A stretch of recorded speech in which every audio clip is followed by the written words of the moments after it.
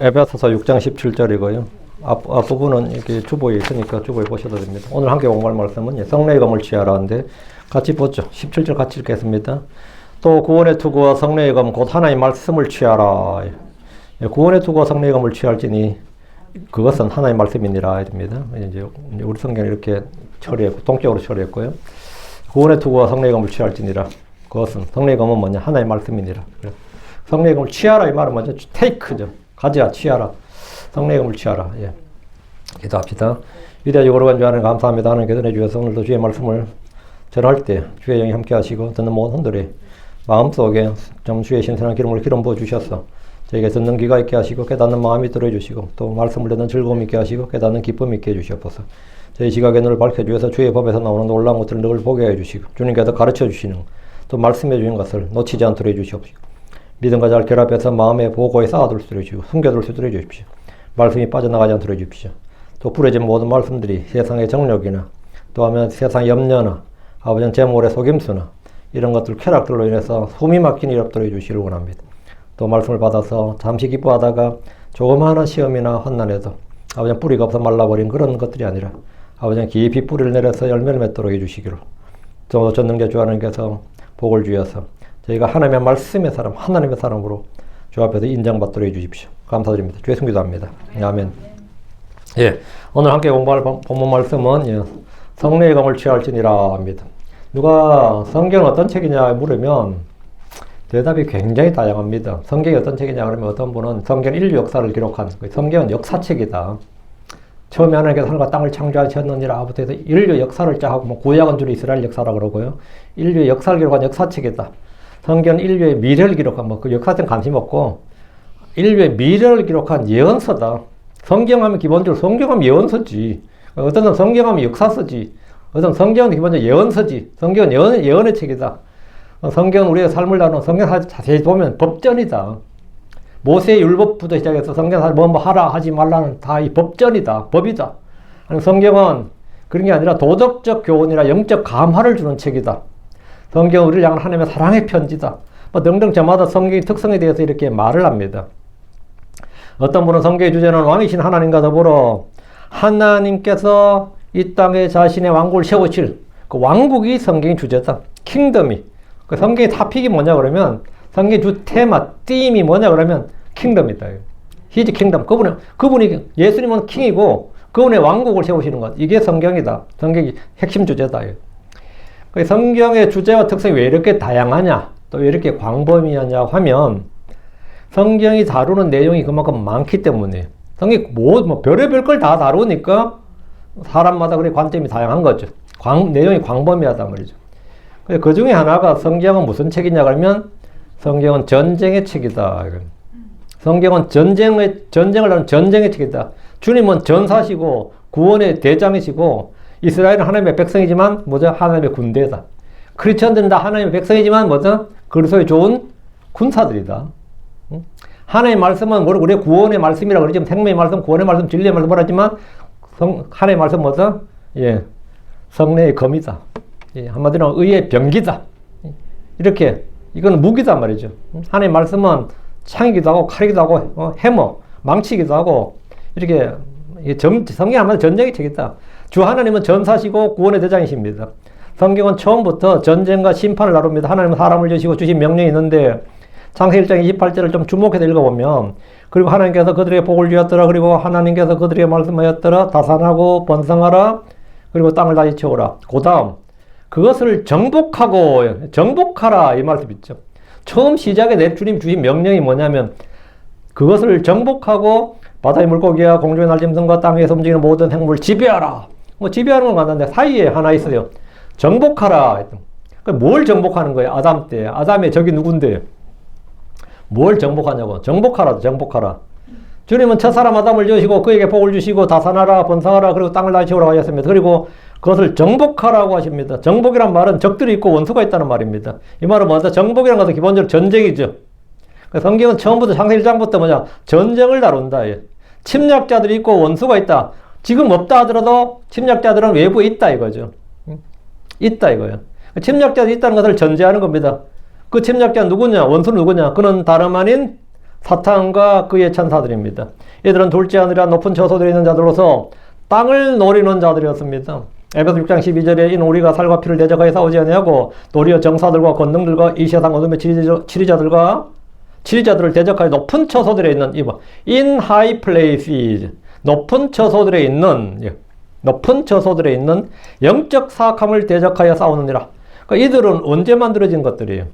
주님께서 성경에서 우리가 싸워야 할 적이 있는데 적은 아담이 싸워야 할 적이 누구냐 하면 자식들이에요?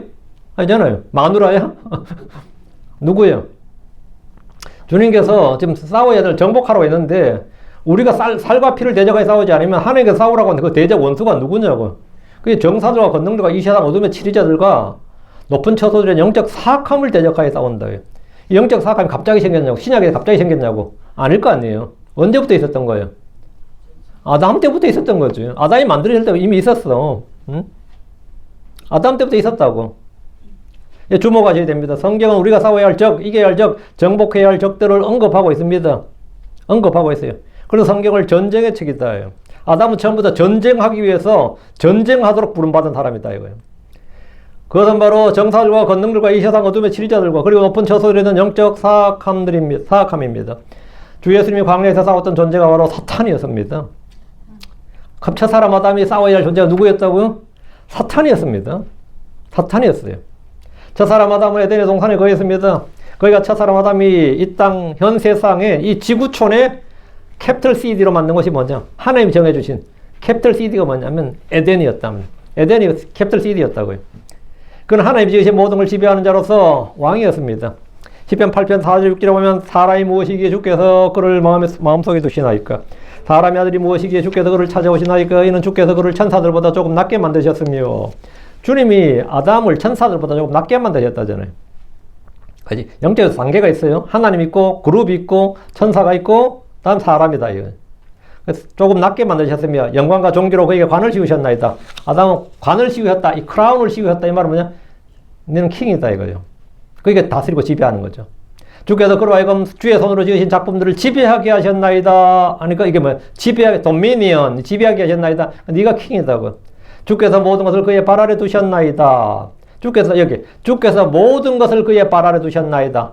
주의 손으로 지으신 작품들을 지배하게 하셨다 했죠. 주의 손으로 지으신 것들, 주께서 모든 것을 할 때 주의 손으로 지으신 것들 하면 하늘과 땅도 주의 손으로 지으신 것이고, 공주의 새들이나 날짐승들, 공주의 새들, 날짐승들이나 바다의 물고기도 주님이 지으신 거지만, 천사도 주님이 지으신 거예요. 이게 이제 뒤집어 놓는 거지. 그러면 천사들보다 조금 주님이 낮게 지었는데, 하나님 더 낮게 지은 자가 더 높게 지은 자를 다스린다는 게 말이 안 돼요. 예. 그 천사들은 누구냐고? 그건 사탄의 천사들이다 이거예요. 사탄과 그의 천사들은 뭐라고요? 예. 다스리고 지배하라 이거예요. 정복하고. 예. 그래서 1차적으로 땅의 짐승들, 공중의 날짐승들, 바다의 물고기들이 나오는데 아담은 이 땅에 들어오는 영적 사악함을 대적하고 싸우고 승리해야 됩니다. 아담이 지금 돌고래하고 싸우고 정복할 일이 있는 건 아니고, 사자나 호랑이가 싸우고 정복하는 게 아니라, 이 땅에 들어오는 영적 사악함을 대적하고 싸우고 승리해야 됩니다. 그는 처음부터 다스린 자의 정복자로 기름 부음을 받았습니다. 그럼 천사들보다 낮게 지음받은 사람이 덮는 굴 입었던 사탄과 그의 천사들을 상대해서 어떻게 싸우라는 거예요?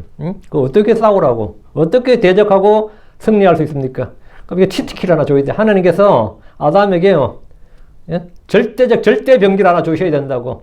하나님 아담에게 절대병기를 하나 주셔야 돼요. 사람이 영적 존재, 천사들이나 마귀들이든 사탄이든 싸워서 이기려면 이길 수가 없지. 상대 자체가 안 된다. 그건 절대적 무기가 하나 필요하다고요. 그게 뭡니까?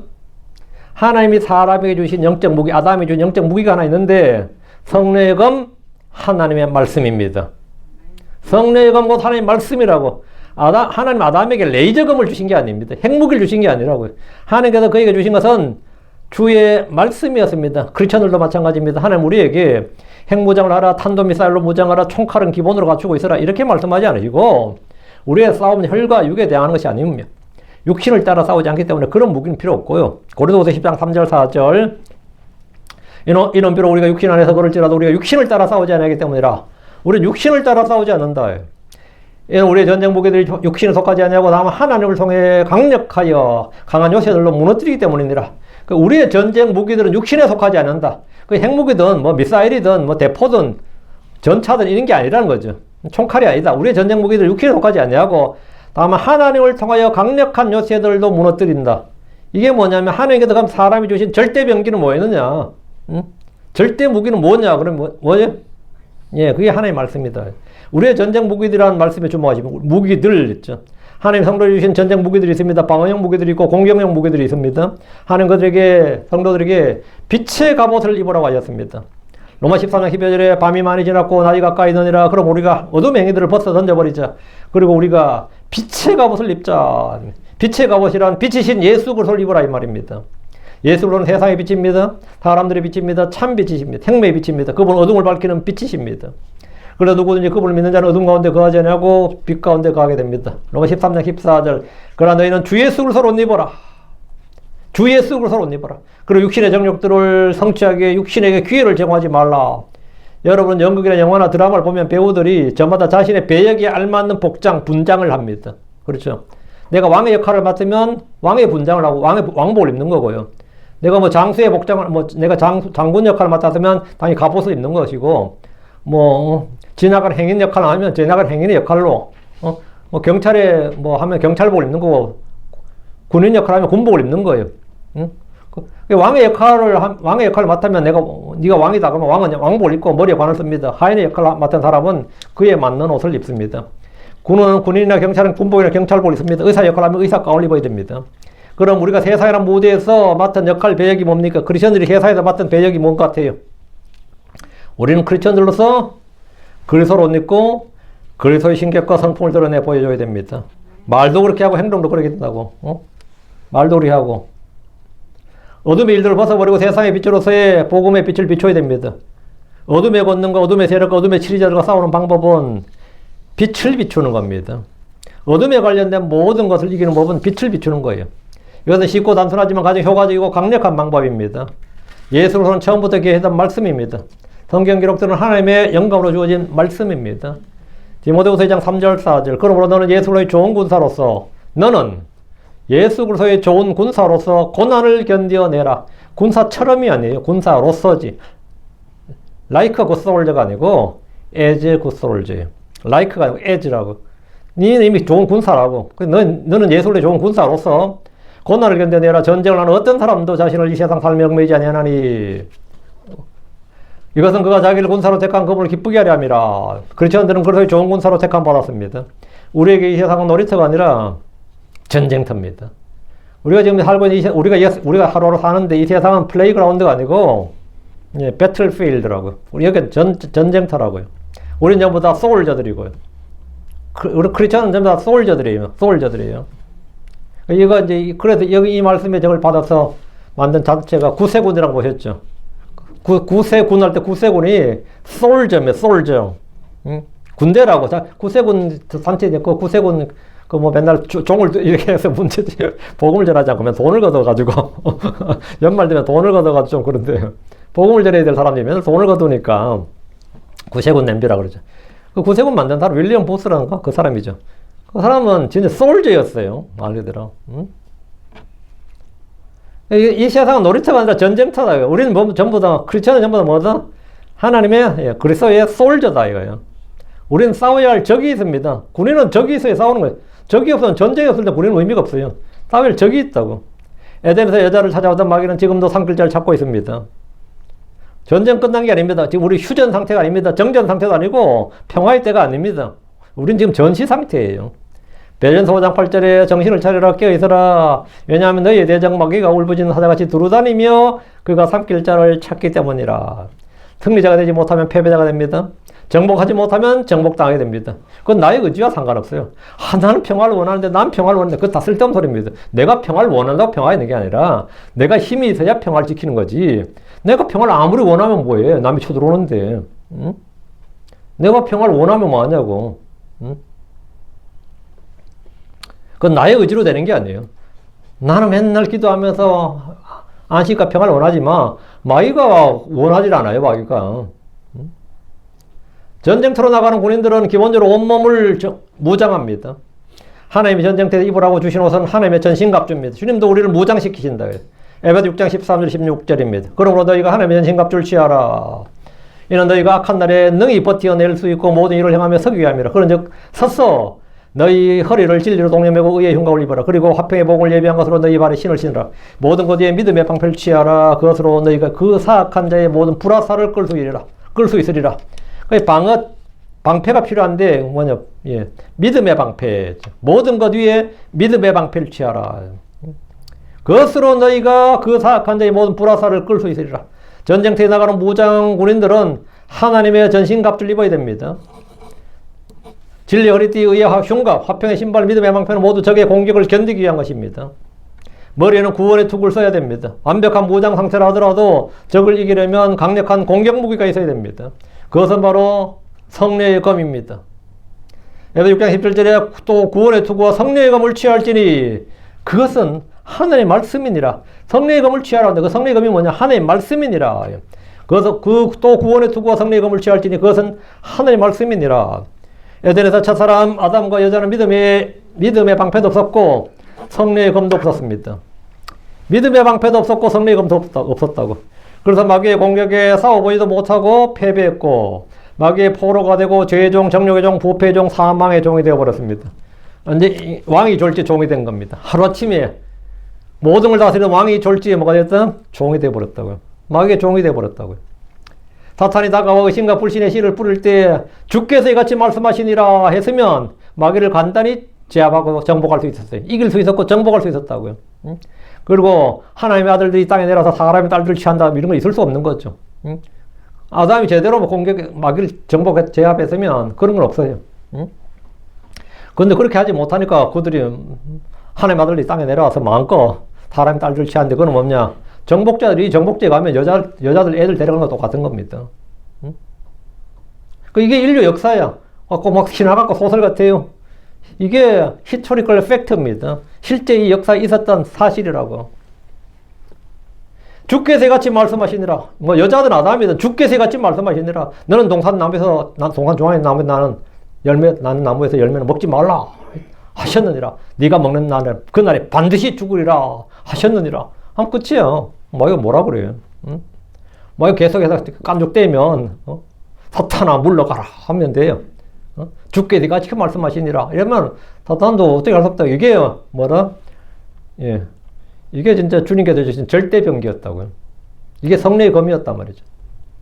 근데 딱 들어보고 나서는 안 그럴 수도 있겠는데 싶은 거지. 응? 안 그럴 수도 있겠는데 주의 말씀을 무기로 사용한 것이 아니라 오히려 주의 말씀을 의심하고 불신했습니다. 주 예수님은 광야에서 사탄의 시험을 받으셨을 때 기록되었으되란 말씀으로 싸우셨고 이기셨습니다. 마태복음 4장과 누가복음 4장에 광야의 시험 장면, 싸우는 전투 장면이 잘 나옵니다. 사탄과 영적 전쟁이 생생하게 기록되는데 사탄은 3번이나 예수님을 시험했지만 주님은 그때마다 It is written, as it is written 이렇게 기록되었으되란 말씀으로 응수하시며 신명기의 말씀을 인용하셨습니다. 하나님의 말씀은 마귀의 불화살을 끄는 방패였고 그를 공격하는 성령의 검이었습니다.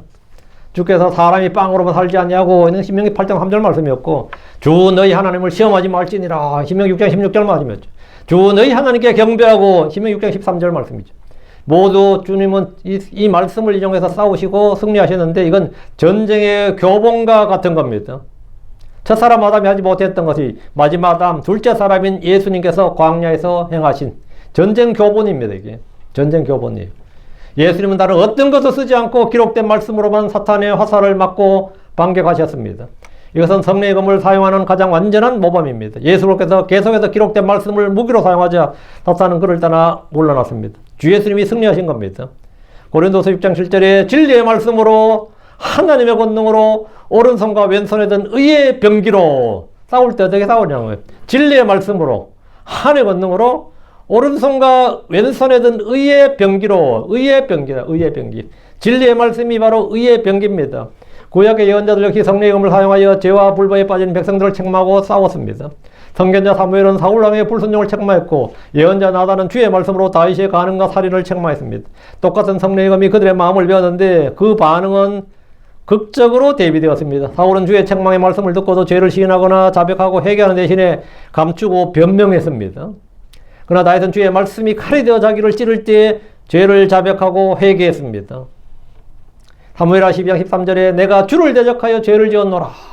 이렇게 내가 주를 대적하여 죄를 지었노라. 다윗은 자신의 행위가 불법인 것을 자기의 행위가 자신의 했던 행위가 불법일 때 주의 말씀이 들어오자 마음에 찔림을 받았습니다. 그 말씀이 자기의 양심을 찔렀고 마음을 베었습니다. 사울이 동굴에서 용변을 볼 때 다윗이 뒤에서 가만히 있어서 사울의 옷장을 베은 후에 그는 마음이 찔렸다. David heart smote, smote him. 내려쳤다고. 다윗의 마음이 그를 내려쳤다. 인구조사를 할 때도 그의 마음이 그를 쳤습니다.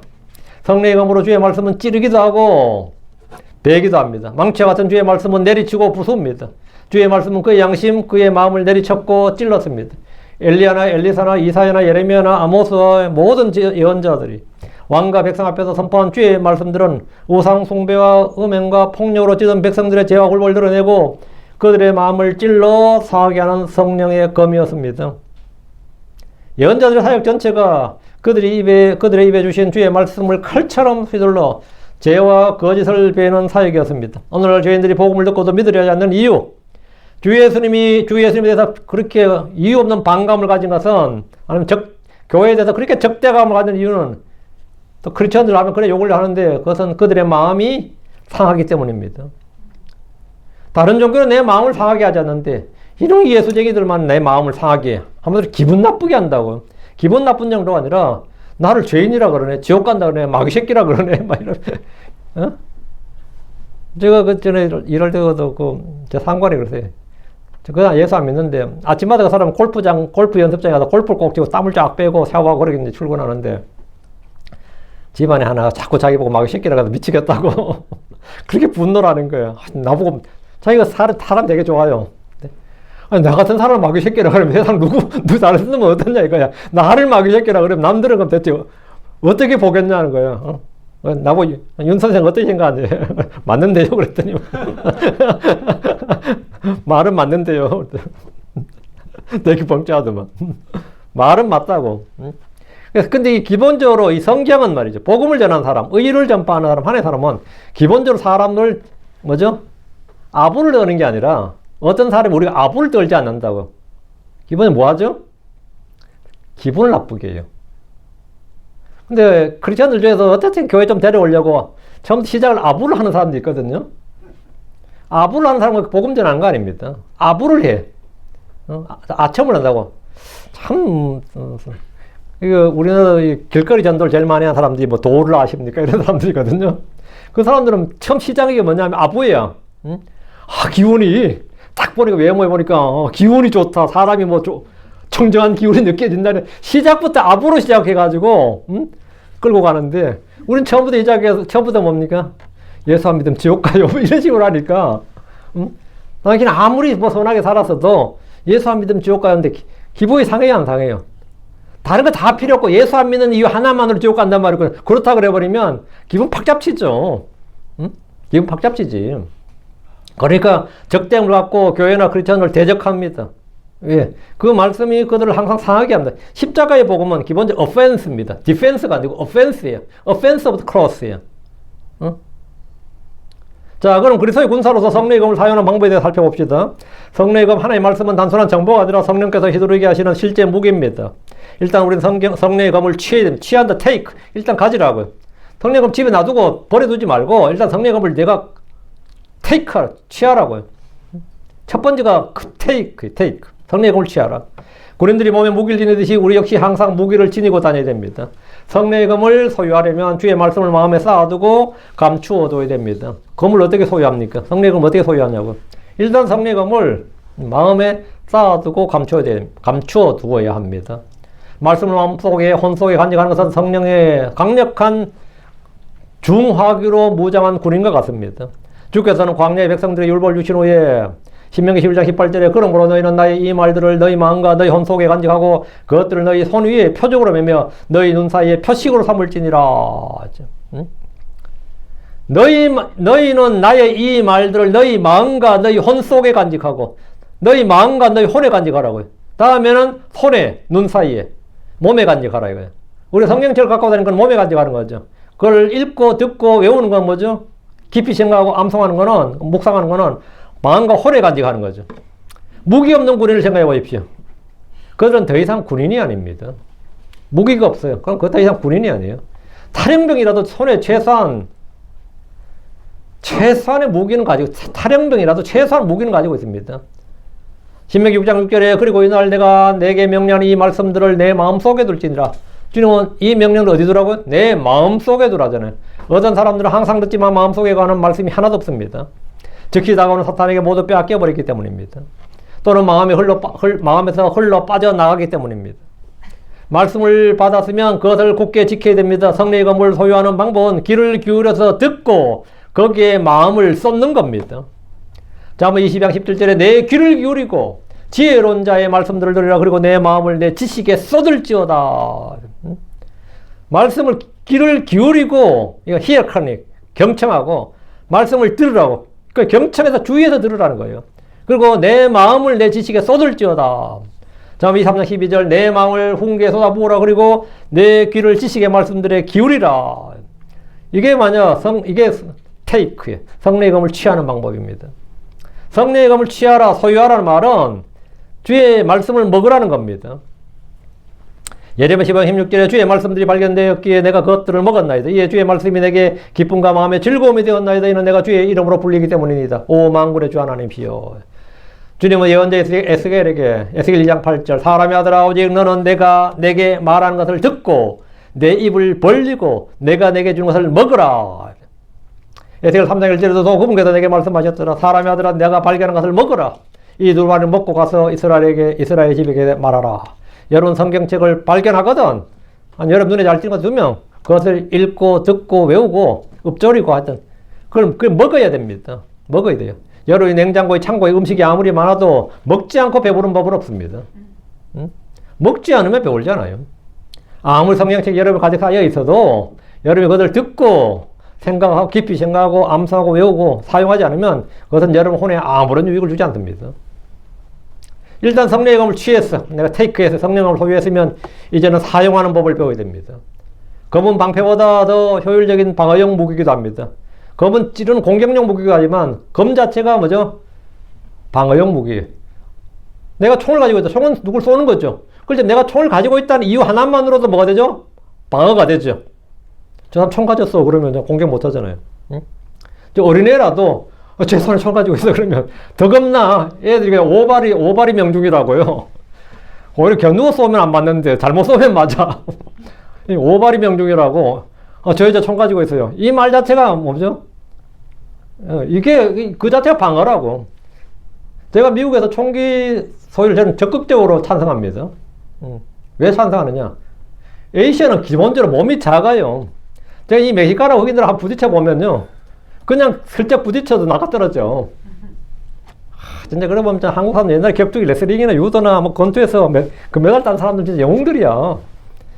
힘이 어떻게 그래요? 이삿짐 나를 때 보면요. 우린 도저히 들 수 없을 것 같은 거 번쩍번쩍 들거든 보면. 그래도 막 날라. 그런데 그들한테 안 당하는 방법은 딱 하나밖에 없어요. 총입니다. 총이 있을 수 있다는 이유 때문에 함부로 도둑들이 못 드는 겁니다. 총이 있다는 거. 총 자체, 그 자체로만 뭐죠? 방어용 무기예요. 공격용 무기도 아닌 방어용 무기라고요. 사탄의 공격은 거짓과 속임수입니다. 그 사탄의 공격은 거짓과 속임수예요. 의심과 불신 그리고 타협입니다. 그러니까 이걸 방어하는 방어용 무기는 뭐냐? 하나님의 말씀에 대한 믿음이 있죠. 그 믿음의 방패라는 겁니다. 그 사람들은 이제 사탄의 공격 무기가 이제 의심과 불신인데 의심을 던져요. 하나님 나를 사랑하시는데 왜 내게 이런 일이 일어나는가? 하나님 과연 나를 사랑하시는 게 맞을까? 이런 거. 내가 구원받았다면 왜? 이런 의심과 불신이 들 때 여러분은 기록된 말씀을 찾아 사용해야 됩니다. 하나님이 나를 지키시고 보호하신다는데 하나님이 나를 사랑하신다는데 그럼 나 과연 구원받은 게 맞기는 맞을까? 이거는 살짝 의심이 들어도 상당히 힘들어요. 진짜 구원받은 거 맞을까? 사탄은 살짝 마음에 던지거든. 살짝. 네 구원이 참인가? 이러면 어때요? 상당히 고민스럽지. 진짠가? 이렇게. 기록되었을 때 이렇게 성경에 기록되었을 때 예수의 이름을 부른 자, 예수 그리스도를 믿는 자는 구원받았다. 그건 상관없다고. 근데 그렇게 아니야. 네가 체험 있어? 느낌 있어? 이러면 어때요? 나 그런 체험 없는데 있고. 꼭 그때 또 엉뚱한 놈이 나타나요. 옆집 아줌마 갑자기 1년 내내 인사 한 번 안 하던 인간이 나타나가지고는 갑자기 뭐 방언 이야기하고 이상한 이야기를 막 해야 되네. 한 번도 인사 한 번 안 하던 인간이 갑자기 나타나가지고는 이상한 이야기를 해야 돼. 어? 실제로요. 그래도 다음 타협을 하죠. 이 정도야 뭐 이쯤이면 괜찮지 않나. 이런 자기 합리화가 일어날 때 우리는 당연히 성경에 그런 말씀도 있나? 응? 성경에 그런 말도 있나? 어? 이런 게 모든 게 다 이런 것들을 예. 그럼 우리 성경을 찾아서 확인하고 성경 기록들로 입증을 해야 되죠. 우리는 예수님처럼 구체적으로 해당 본문의 말씀을 인용해서 막아야 돼요.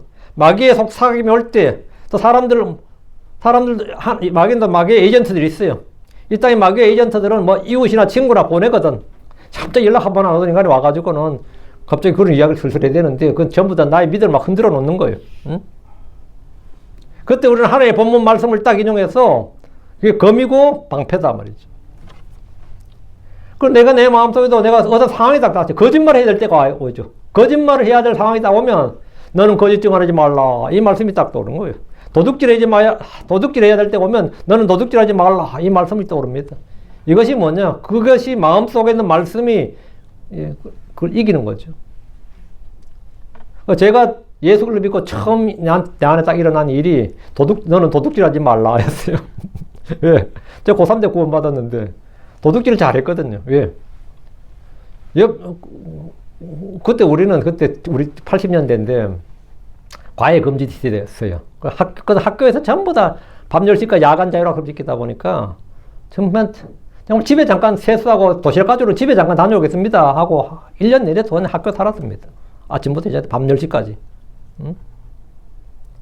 그러니까 뭐 니 거 내 게 없어가지고 저는 펜을 사본 적이 없던 것 같아요. 옆에 펜이 다 내 건데 내가 펜을 왜 사? 옆에 친구 펜이 다 내 건데 그냥 그러니까 그러다 보면 돌고 위치 이동만 하거든요. 또 자기한테 돌아와 빙글빙글 돌아가지고.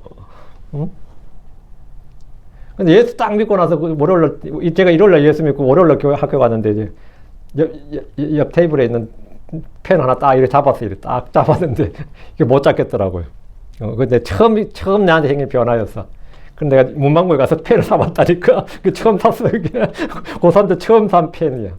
내 돈으로 가서 펜을 사와가지고 근데 친구들은 니 어디 갔다 오냐? 문방구에서 펜 사왔다 그랬더니 이 펜이 이렇게 많은데 뭘 하냐? 그건 내 거 아니라고 그랬더니 지금까지 잘 쓰다가 제가 왜 이러나 도둑질 하지 말라고. 이게 딱 내 안에 뭔가 변화가 딱 일어난 걸 알았어요. 변화가 일어났구나.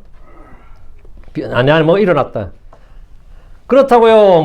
우리가 그런 게 있다. 모든 죄나 모든 유혹이나 모든 정령, 모든 탐심에서 자유로워서 완전하게 이기는 건 아닙니다. 그런데 그때마다 우리는 성령의 검을 취해야 됩니다. 삶의 염려가 몰려올 때, 근심과 걱정과 불안이 올 때 여러분은 뭘로 해결합니까? 뭘로 해결해요? 성령의 검을 취해서 성령의 검을 취하라고요. 그래서 그런 것들로 모두 다 베어버려야 됩니다. 잘라버려야 된다고요. 염려가 막 몰려올 때 막 폭풍같이 몰려오고 근심과 불안, 스트레스가 막 엄청 받을 때 그럼 진짜 이가 막 흔들려요. 머리가 빠지고 이가 흔들리고 막 편두통이 일고 막 그런 거 있죠. 막 위상과다가 오고 막 이럴 때.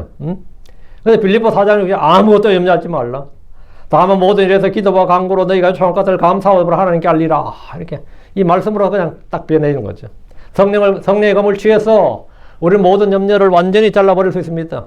베드로전서 5장 7절에 너희의 모든 염려를 그분께 던지라. 이는 그분께서 너희를 돌보시기 때문이니라. 성령의 검을 공격용으로 사용할 수 있습니다. 방어용으로 쓸 수 있지만 공격용으로 사용할 수 있어요. 거짓 교리나 사상이나 우상이나 죄에 대하여 말씀을 선포하는 것은 공격적으로 검을 사용하는 겁니다. 사도들이 성령의 검을 어떻게 사용했는지 보십시오. 사도행전 2장에서 베드로는 오순절에 모인 회중들에게 구약 말씀을 인용해서 예수님의 죽음과 부활과 주되심을 증언했습니다. 성령 충만했던 베드로는 주의 말씀으로 예수님을 십자가에 못 박아 죽인 그들의 죄와 불법을 공격했고 그들의 불신을 책망했습니다. 그때 사람들은 마음에 찔려서 회개했습니다. 말씀 자체가 칼이 되어 그들의 마음의 중심을 찌르는 장면인데 사도행전 2장 36절 37절을 보시죠. 사도행전 2장 36절 37절 그러므로 모든 이스라엘 집은 확실히 알지니 하나님께서 너희가 십자가에 못 박은 그 동일한 예수님을 주와 그리스도로 만드셨느니라. 이제 그들이 이것을 듣자 그들은 그들의 마음이 찔려 이건더라. 그들은 그들의 마음이 찔려란 말요. 여기 pricked in their heart 나오죠. pricked 찔렸다고. 마음에 찔려 베드로와 나머지 사도들이 말하였더라. 사람들아 형제들아 우리가 어찌할까? 우리가 무엇을 해야 하리요? 이때 성령의 검에 마음이 찔려던 사람들은 회개하고 주 예수님 이름으로 침례를 받았고 구원 얻었습니다. 뒤로 사도행전 5장으로 갑니다. 30절 33절 성령의 검에 마음이 베인 자들이 나옵니다. 30절 우리 조상들이 하나님께서 예수님을 일으키 하였나니 너희가 그분을 죽였고 나무에 매달았느니라. 그분을 하나님께서 자신의 오른손으로 높이사 통치자요 구원자가 되게 하셨으니 이는 이스라엘에게 회개와 죄들의 용서를 주시기 위함이라. 32절 그리고 우리는 이 일들에 대하여 그분의 증인들이요 또 하나님께서 자신의 순종한 자들이 주신 성신님도 그러하니라. 베드로가 선포한 이 말씀은 사람들의 귀를 가려주고 그들의 입에 달콤한 설탕물이 아니었습니다. 그의 복음 선포는 그들의 마음을 찌르고 베고 두들기는 성령의 검이었습니다. 너희가 살인자라는데 기분 좋을 사람이 누가 있어요? 응? 너희가 살인자라는데. 근데 그것이 사실이었다고. 베드로는 세종들에게 기분 좋게 듣기 좋은 말을 한 번도 한 적이 없습니다. 진짜 다이렉트로 완전히 대놓고 그들을 살인자라고 정죄하는 거예요. 응? 그의 복음 선포는 그들의 마음을 찌르고 베고 두들긴 성령의 검이었다고. 그래서 33절 그들이 그것을 듣자. 베드로의 말 듣자. 그들은 마음이 상하여 그들을 죽이려고 모여하였더라. 그들은 마음이 상하여 they were cut to the heart. 그들이 they were cut. 그들이 베였다고. 성령의 검이 뭐라고? sword잖아요. 하나님의 이 말씀이 그들의 마음을 베었다. cut. 그들은 they were cut to the heart. 마음이 베였다고요. 이것은 베드로가 선포한 하나님의 말씀으로 듣는 일의 마음을 베는 성령의 검이었습니다. 사람들은 자기 마음이 무엇으로든지 베이고 찔리고 두들겨 맞을 때 기분이 좋지 않습니다. 아프죠. 십자가의 복음은 죄인들의 마음을 공격합니다. 십자가는 사람의 마음을 공격한다고요. offense라고요. 사도 바울은 자신이 할례를 선포했다면 십자가의 공격, 십자가의 상해, 십자가의 거침, 실족거리가 그쳤을 거라고 말했습니다. 갈라디아서 5장 11절에 그리고 난 형제들아 만일 내가 아직도 할례를 선포한다면 어째 내가 아직도 박해를 받겠느냐. 내가 할례 선포하면 아무도 날 박해할 사람 없다 이거예요. 그리야 했다면 십자가의 상해가 십자가의 offense 공격이 그쳤으리라. 그리스도의 십자가는 누군가를 상하게 하는 겁니다. 십자가는 죄인들에게 고통과 죽음을 주는 겁니다. 사도행전 7장으로 스데반이 휘두른 성령의 검이 나옵니다. 사도행전 7장 53절 너희가 천사들에 의해 제정된 율법을 받았도다. 그러면도 그것을 지키지 아니하였도다. 이 말들은 사람들의 마음은 그대로 빼였습니다. 한국 사람들이 이 말 요즘 뭐라 긁혔다 그러더라고요. 이 말에 발작하네, 긁혔네 그런 말 쓰던데 그들은 스데반의 말 듣고 긁혔다. 긁힌 정도가 아니라 베였습니다. 찔렸고 베였어요. 7장 54절 그들이 이것을 듣자 그들이 마음이 상하였더라. 이에 그들이 그를 향해 이를 갈았더라. 마음이 상하였더라. 이게 뭐냐? They were cut. 그들이 잘렸더라 이거예요. 마음을 선포하는 사람, 복음을 선포하는 사람들은 상대방을 완전히 굴복시키지 못하면 반격을 당하게 됩니다.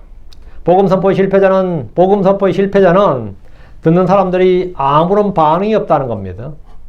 내가 복음을 제대로 전했는지 잘못 전했는지 복음을 듣는 사람이 막 나한테 열을 내고 막 욕을 내요. 그럼 내가 복음 제대로 전한 거예요. 내가 복음을 전해서 그 사람이 그럼 내가 어떻게 해야 됩니까? 내가 뭐 해야 됩니까? 하고 그럼 같이 기도해 주십시오. 뭐 나 구원받게 해주십시오. 다음에 또 듣겠습니다. 그런 건 제대로 전한 거예요. 근데 아무런 반응이 없어. 아무런 반응이 없다 그러면 내가 대는 그런 복음을 제대로 전한 게 아니에요. 응? 마음이 찔리거나 베여서 복음을 받으면 그거는 구원을 얻는 거고 반대로 마음이 상해서 분노하면서 공격을 가하면 내가 핍박을 받는 겁니다. 내가 상대가 구원을 받거나 내가 핍박을 받거나 둘 중에 하나죠. 오늘날 많은 설교자들이 복음을, 이 말씀을 전하면서 설교를 하면서 가장 걱정하는 게 뭐냐면 설교 준비하면서 그래요. 듣는 사람들 중에 누가 내 설교로 마음이 상할까봐 걱정하는 겁니다. 이 설교에 누가 실족할까봐, 내 설교에 누가 실족할까봐, 누가 또 보고를 하지. 목사님 어제 한 설교에 누가 실족했어요. 누가 뭐 엄청 기분 나쁘다 다음부터 안 나온대요. 이러면 어때요? 목사님 덜컥해. 덜컥해. 너무 기분 나빠요. 그분 너무 자기 겨냥해서 한 설교라고 막 그러던데요. 그러고 내가 듣기에도 그랬어요. 뭐 이러면 목사도 뭐 답답하고 어쩌라고 다음부터 조심해야지 있고 말이죠. 그러다 보니까 자기 검열을 자기가 스스로 설교문 작성해놓고도 막 자기가 검열해. 이건 어느 집사한테 걸리고, 이건 누구한테 걸리고 싶고, 막 이런 거예요. 응? 자기가 지금 마음 상하게 할까봐 걱정을 하는 겁니다. 설교에 실족하는 사람들이 나오는 것은 이상한 일이 아니라 당연한 일입니다. 저는 수많은 사람들이 제 설교를 듣고 분노하고 이를 갈며 다시 듣지 않겠다고 떠난 사람들도 있고, 어떤 사람 다른 사람 지가 보험장사처럼 뭐 수많은 사람들한테 듣지 말라고 막 전파한 사람도 있고, 응? 다 그런 사람 많습니다. 막 분노를 해서 그래요. 그렇다면 그런 반응이 일어났다면 제가 설교를 제대로 했다는 뜻이에요. 아, 설교를 제가 제대로 했구나. 설교를 듣고 기분 나빠하는 정도가 아니라 욕하고 저주하는 이들이 속출한 것은 이상한 일이 아닙니다. 그렇다고 해서 사람 기분 맞추느라고 내용이 바뀌거나 어조가 바뀌는 일이 없습니다. 여러분, 제 설교 인터넷에 가면 20년 전 설교나 지금 설교나 우리 그때가 더 좋았어. 그때는 사람이 더 없었거든요. 그 어조가 바뀐 일이 없다요. 하나님의 말씀은 양날달린 검이고 혼과 영을 찔러 쪼갤 수 있습니다. 히브리서 4장 12절에 이는 하나님의 말씀은 살아있고 권능이 있으며 양날달린 어떤 것보다 예리하여 심지어 혼과 영과 및 관절과 골수를 찔러 나누기까지 하며 또 마음의 생각들과 의도들을 분별하는 분이시기 때문이니라. 하나님의 말씀은 살아있고 권능이 있습니다. 이 말은 그 말씀 자체가 살아있고 권능이 있다는 말은 뭐죠? 살아있고 권능이 있다는 말이 뭐냐?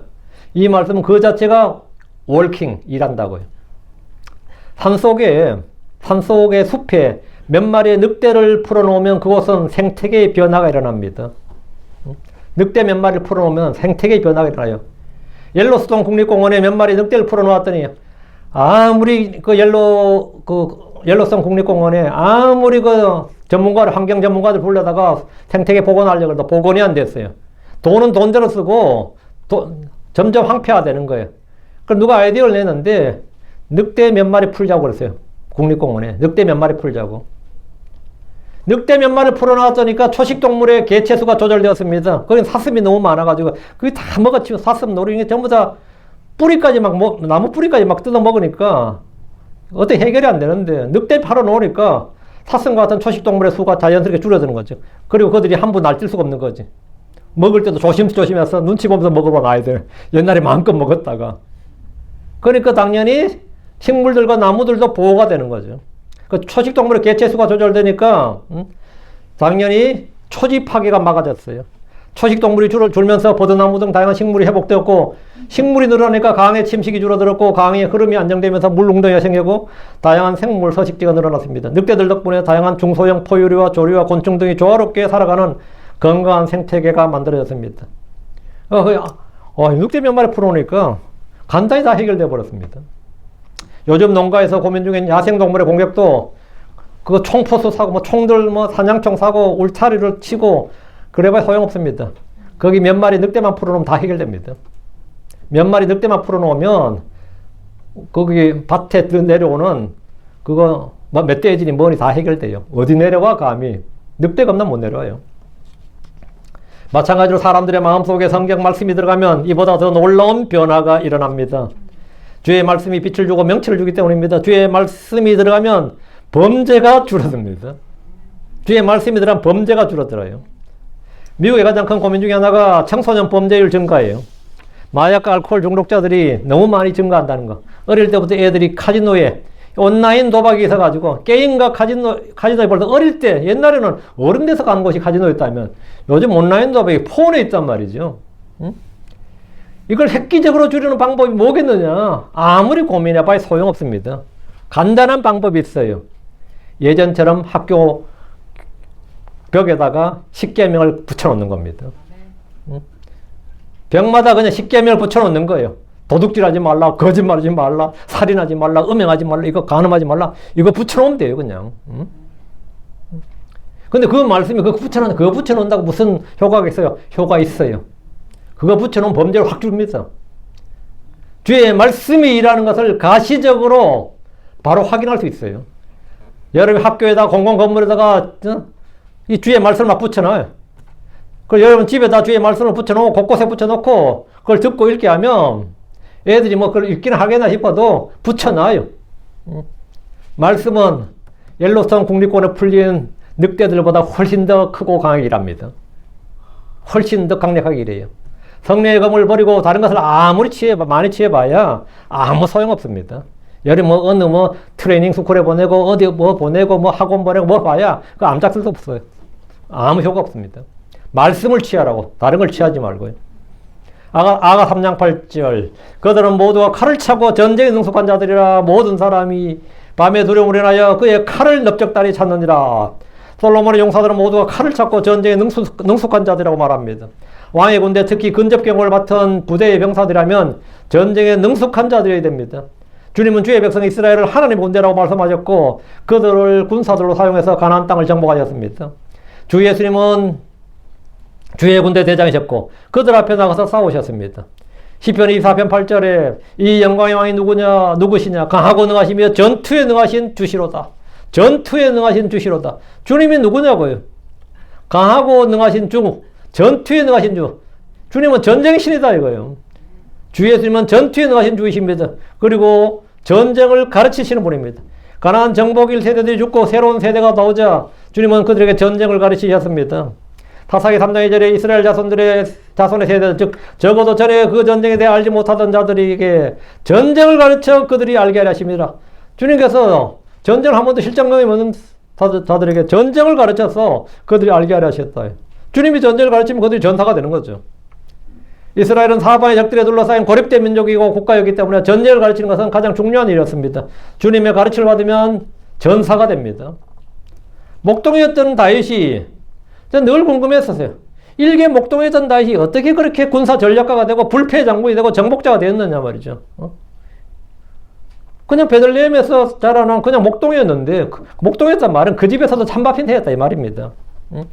그 이제 성경에 나오죠. 그 유대 전승에는 이제 그 이세 아들 중에서 다윗이 사생아로 나와요. 이세 아들은 이제 본처가 아니라 첩의 자식처럼 그 사생아로 나오는데 성경에는 그 사생아라는 그런 증거는 없어요. 근데 유대 전승에는 사생아로 나와요. 그러니까 그냥 목동시키고 들판에 그냥 그 사무엘을 왔을 때도 다윗을 부르지도 않잖아요. 한마디로 왕따에 찬밥신 되었다 이 말입니다. 그럼 그 말은 뭐냐? 정규교육도 못 받았다 이 말이죠. 그런 다윗이 어떻게 그런 위대한 그 정복군주가 됐느냐 이거죠. 한국 시민이 광개토대왕이거든요. 그런 위대한, 한 번도 전쟁에 져본 적이 없어요. 뭔 용빼는 재주가 있어서 그런 거죠? 그건 주께서 그에게 전쟁을 가르치셨기 때문입니다. 다윗이 전쟁 기술은 주님한테 배운 거였어요. 하나님으로도 배운 전쟁 기술을 가졌는데 진리가 뭐가 있어요? 시편 144편 1절에 나의 힘이신 주는 복되시나이다. 그분께서 내 손을 가르쳐 전쟁하시며 내 손가락을 가르쳐 싸우게 하시는도다. 다윗이 이렇게 됐고 다윗이 그렇게 정복군주가 됐구나. 그죠? 이렇게 돼서 다윗이 전쟁에서 질 일이 없었던 거죠. 주님이 내 손을 가르쳐 전쟁하게 하시고 내 손가락을 가르쳐 싸우게 하셨다는데 이거는 군사교육을 육군 사관학교에서 배운 게 아니고 웨스트포인트에서 배운 게 아니라 하늘께 배웠다잖아요. 우리도 마찬가지입니다. 우리는 의의 병기 성령의 검을 위해 검을 취해서 싸우는 법을 배워야 됩니다. 성령의 검은 마귀를 이길 수 있는 유일한 무기입니다. 욥기 4장 19절로 갑니다. 그는 하나님의 길들 중에서 으뜸이로되 그를 만드니가 그의 칼을 그에게 가까이 될 수 있느니라. 여기 언더라인. 그를 만드니가 누구죠? 하나님이죠? 창조주죠? 그의 칼을, 하나님의 칼을 말이죠. 그에게, 그가 누구냐? 리워야단이죠. 마귀라고요. 그에게 가까이 될 수 있느니라. 여기다 주님은 리워야단에 대해서 말씀하셨는데 리워야단은 둘째 하늘 위에 있는 용들입니다. 사람의 어떤 무기도 그를 건드릴 수가 없습니다. 그러나 그를 만드신 하나님께서는 그분의 칼을 그에게 가까이 될 수 있습니다. 그분의 칼이 뭡니까? 주의 입에서 나오는 말씀입니다. 주의 입에서 나오는 숨이 그분의 영입니다. 주의 입에서 나오는 말씀이 그분의 검입니다. 계시록 1장 16절에 그분의 오른손에는 7뼈이 있으며 그분의 입에서는 양날 달린 날카로운 검이 나오고 그분의 용모는 해가 세차게 빛나는 것 같더라. 그분의 입에서는 양날 달린 날카로운 검이 나오고 양날 달린 날카로운 검 어디서 봤는데 뭐죠? 히브리서 4장 12절이잖아요. 하나님의 말씀 있잖아요. 입에서 말씀이 나온다 이렇게 안 돼 있고 뭐 나와요? 양날 달린 날카로운 검이 나온다잖아요. 주의 입에서 나오는 말씀을 양날 달린 날카로운 검 이렇게 히브리서 4장 12절의 말씀이다 이렇게. 그래서 정확히 일치하는 거고 이 말씀은 심판의 말씀이고 모든 사람을 베어 죽입니다. 주를 대적하는 모든 원수들을 베어 죽인다고요. 계시록 19장 15절에 또 나오네요. 그리고 그분의 입에서 예리한 검이 나오는데 그분께서 그 검으로 민족들을 치시고 또 철장으로 그들을 다스리시리라. 그리고 그분께서는 전능자 하나님의 맹렬한 진노의 포도즙들을 밟으시느니라. 여러분, 그분께서 그분의 입에서 예리한 검이 나오는데 그분께서 그 검으로 민족들을 치신다. 입에서 나오는 검으로. 입에서 나오는 검이 뭐지? 입에서 나오는 스롤드가 뭐냐고요? 말씀이지. 예. 주의 입에서 나오는 예리한 검이 바로 성령의 검, 에베소 6장 17절이죠. 하나님의 말씀입니다. 주께서는 그 말씀으로 민족들을 치시고 철장으로 그들을 다스리십니다. 하나님의 말씀의 권능은 그분의 창조를 통해 드러납니다. 하나님께서는 그분의 입의 말씀으로 모든 걸 지으셨고 그 권능의 말씀으로 모든 걸 붙들고 계십니다. 우리는 그 말씀들로 다시 태어났고 그 말씀들로 먹고 마시고 자랍니다. 우리는 그 말씀들로 삽니다. 하나님께 나오는 모든 말씀들로 산다잖아요. 산다. 우리 뭘로 사냐고? 하나님의 말씀들로 산다고. 그리고 그 말씀들로 마귀를 대적하여 싸웁니다. 누구든지 믿음으로 싸우는 자들은 승리자가 되고 정복자가 됩니다. 성령의 검을 취하지 않고 다른 무엇으로 죄와 싸우고 세상과 싸우고 마귀와 싸울 수 있겠습니까? 싸울 수 없습니다. 하나님에서 태어난 것은 무엇이든 세상을 이깁니다. 세상에서 난 것, 육신에 난 것으로든 무엇을 가져도 이길 수가 없습니다. 예레미야 48장 10절 한번 보죠. 예레미야 48장 10절. 주의 일을 속임수로 행하는 자는 저주를 받을지어다. 또 자기 칼을 피로부터 거두는 자는 저주를 받을지어다. 지금 저주를 받을지어다 두 번 선포되어 있죠. 주의 일을 속임수로 행하는 자들, 주의 일을 돈벌이로 행하거나 주의 일을 뭐 자기 영달을 위해서 하는 거 이런 건 다 속임수로 행하는 자들이잖아요. 이건 전부 이건 저주를 받을지어다. 또 자기 칼을 피로부터 거두는 자는 저주를 받을 자. 칼로 상대방을 쳐야 되는데 난 죽이기 싫어. 난 싸우기 싫어. 이 사람도 저주를 받는다는 거예요. 주의 일을 속임수로 행하는 건 뭐 간단하죠. 믿음으로 행하지 않고 자기를 신뢰하는 겁니다. 하나님의 말씀 즉 성령의 검이 아닌 육신의 힘으로 행하는 거예요. 다 속임수로 행하는 거예요. 자기 칼을 피로부터 거두는 자란 성령의 검을 거두는 자입니다. 괜히 복음 전하다가 뭐 의가 상하기 싫다, 친구 잃기 싫다, 저 사람하고 같이 생활해야 되는데, 같이 직장 생활해야 되는데 냉랭해지는 거 싫다, 불화가 생긴 거 싫다. 그 자기 칼을 피로부터 거두는 거예요. 응? 예수 이름으로 인간관계 틀어지는 것도 싫고 회사 생활 때 지장받는 것도 싫고 내 손해보는 것도 싫고 그러다 보니까 하나님의 말씀이 아닌 다른 이야기들로만 그냥 시간을 때우는 겁니다. 내가 복음을 전할 기회가 커피숍에 마주 앉았는데도 절호의 하나님의 말씀을 전할 수 있는 절호의 기회가 왔는데도 불구하고 세상 돌아가는 이야기, 집값 이야기, 주식 이야기, 뭐 요즘 전쟁 이야기, 정치 이야기 하다 보면서 이거 때우고 빠이 하고 헤어져요. 이게 뭐냐? 괜히 그 이야기에서 그 사람하고 나와 틀어지고 아니면 머리 질 수 있잖아요. 관계가 끌어질 수 있고 자기 칼을 피로부터 거두는 자는 저주를 받을지어다. 저주를 받을지어다. 바로 이게 자기 칼을 피로부터 거두는 자고 그런 사람 저주를 받는다. 우리가 뉴스나 신문에서 본 이야기들만 한다면 십자가의 공격, 십자가의 상해, 십자가의 걸림돌, 십자가의 실족거리가 없을 겁니다. 주의 말씀이 아닌 것들로 말하면 오히려 세련된 크리스찬, 교양 있는 크리스찬에 대한 칭찬과 인정을 받을 수 있습니다. 제가 대학 다닐 때 교수 하나가 나름 독실한 크리스찬이에요. 자기는 나보고 자기는 최고 존경하는 목사 인물이 역사적 인물이 아니라 자기 교회 담임 목사라 그러고 뭐 이러면서 저한테 그 리빙 바이블 그때는 어플리케이션 바이블도 하나 주고 뭐 이랬던 분이 있었어요.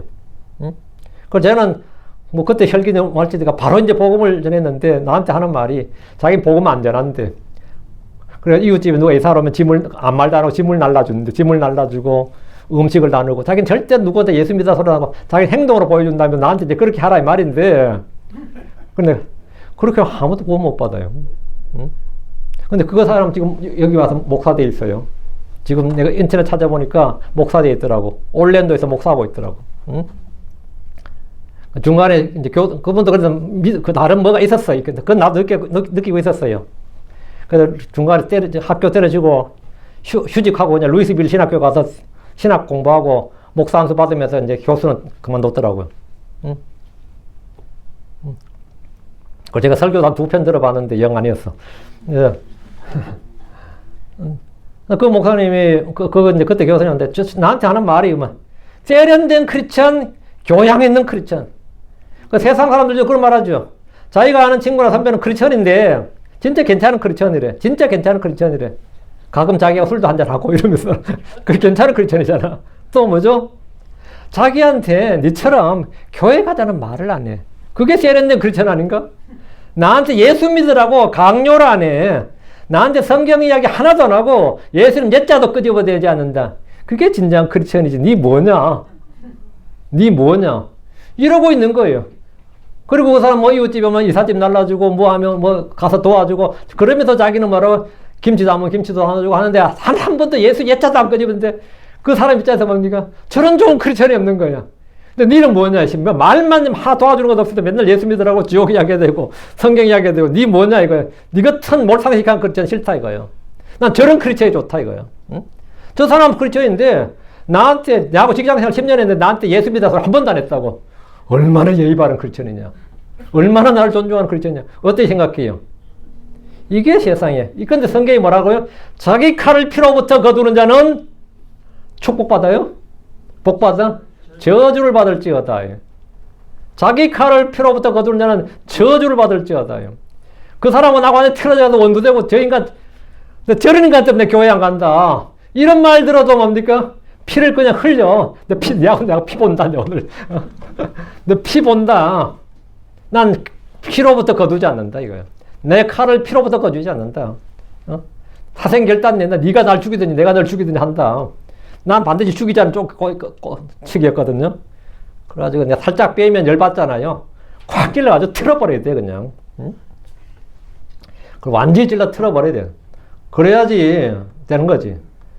그러면 그런 사람들은요, 나중에 막 완전 예수 안 믿는 이상 원수 되는 겁니다. 진짜 길길 뛰고 막 10년, 20년 동안 욕하고 저줘요. 세상 사람들이 원하는 진정한 크리스천, 좋은 크리스천은 뭐냐? 지는 예수 믿어도 나한테 예수 믿으라고 안 하는 사람이 진정한 크리스천이에요. 그 사람이 예의 바른 세련된 크리스천, 교양 있는 크리스천이라고. 그들은 행동으로, 본으로, 말없이 예수를 전한다 그래요. 행동으로, 본으로, 말없이 예수를 전한다고. 그런 자들이 바로 주의 일을 속임수로 하는 자들이고 자기 칼을 피로부터 거두는 자들입니다. 성령의 검을 항상 칼집에만 꽂아두고 절대 빼지 않는 자들.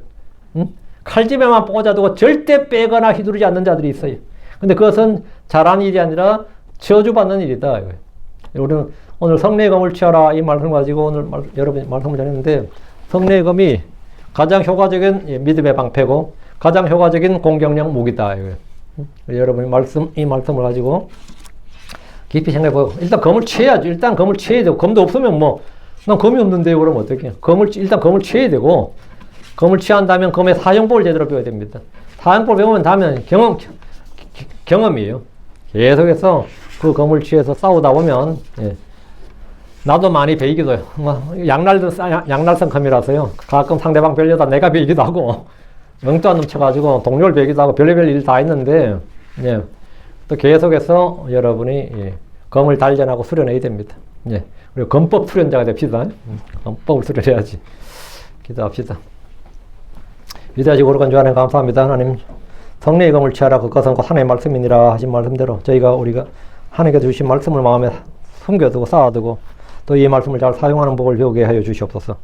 주 하나님께서 은혜 많이 주셔서 저희가 말씀을 버려두지 않고 또 말씀을 무시하지 않고 또 말씀을 소홀히 여기지 않고 언제나 말씀을 존중하고 그 말씀을 두려워하고 믿고 신뢰할 뿐 아니라 또 그 말씀을 잘 사용해서 구원의 길, 진리의 길을 보여주고 또 가르칠 수 있도록 해주시고 때로는 원수들과 싸울 수 있도록 해주시길 간구합니다. 죄와 싸우고 세상과 싸우고 이 세상의 정욕들, 세상에 있는 일들을 모두 베어낼 수 있도록 그리고 내 마음 안에 있는 이 땅의 지체들을 죽일 수 있도록 해주시기를 원합니다. 그리고 아버지 하나님 오직 주님을 따를 수 있도록 도우시고 또 이 열매 맺는데 방해되는 모든 것들을 주님께서 잘 가지치게 하듯이 농부가 가지를 치듯이 그렇게 다 제거해 주시고 아버지 저희가 좋은 열매 많은 열매를 맺도록 도와주시기를 간구합니다. 전능자주 하나님 이 시간 말씀을 들은 모든 혼들에게 은혜 주셔서 저는 성령의 검이 무엇이고 또 그 검을 취하고 그 검을 사용하는 법을 제대로 알게 해주십시오. 주님께서 다윗에게 전쟁하는 법을 가르친 것처럼 저에게도 저희 손에도 이 기술을 가르쳐 주시길 원합니다. 그리하여 하나님의 말씀을 정확하게 제대로 사용하고 또 그 말씀으로 저희가 은혜와 복을 받도록 해주십시오. 감사드립니다. 주의 성기도합니다. 아멘.